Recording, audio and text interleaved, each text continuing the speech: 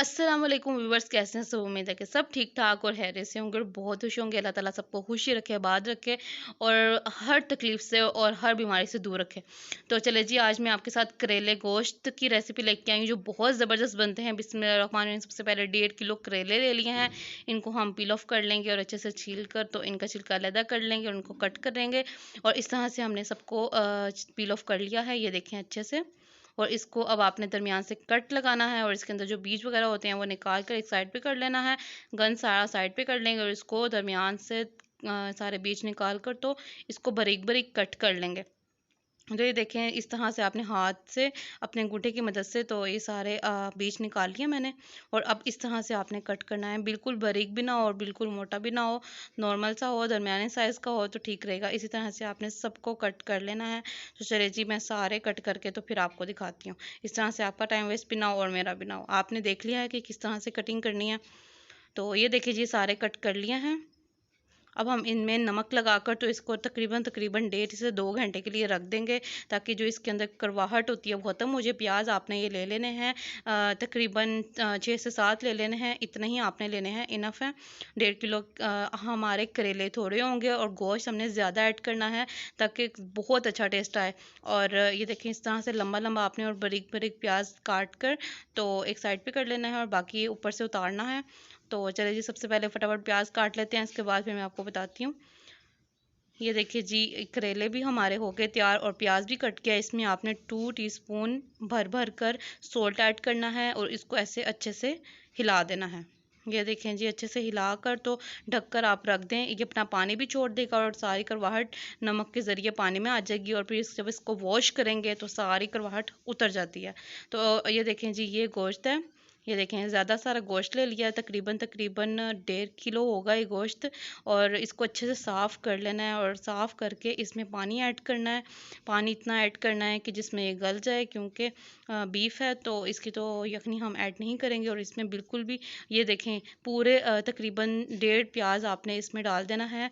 और ये देखें, थोड़ा सा नमक और थोड़ी सी लाल मिर्च, थोड़ा सा गरम मसाला और सूखा धनिया ऐड करना है, थोड़ी सी हल्दी, ये ऐड करके आपने इसको हिलाकर तो प्रेशर आपने चला देना है। तो ये देखिए, आपने तकरीबन तकरीबन आपने 20 से 25 मिनट आपने इस प्रेशर को चलाना है।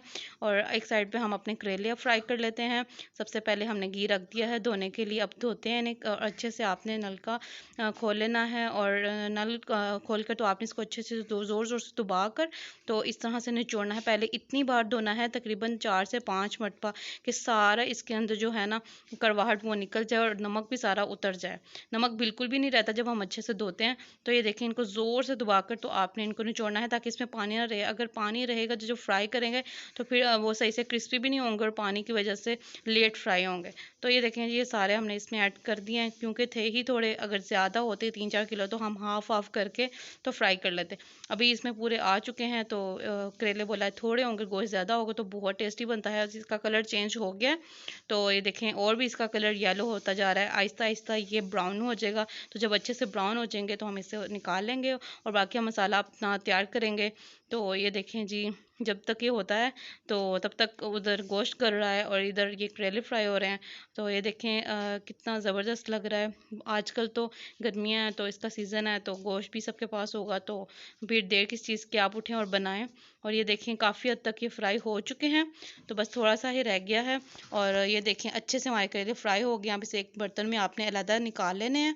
ये देखें जी, ये साइड पे हमने जो प्याज कट करके रखा था ये हमने अब उसी घी में ऐड कर देना है और इसको अच्छे से हिलाना है। घी और ऐड नहीं करना है, इतना बहुत होगा। और ये देखें, हमारी सीटी चल रही है।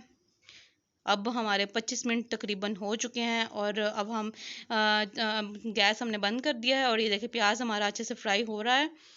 और ये टमाटर आपने ले लेने हैं तकरीबन 2 अदद और उनको अच्छे से छोटा छोटा कट कर लेना है।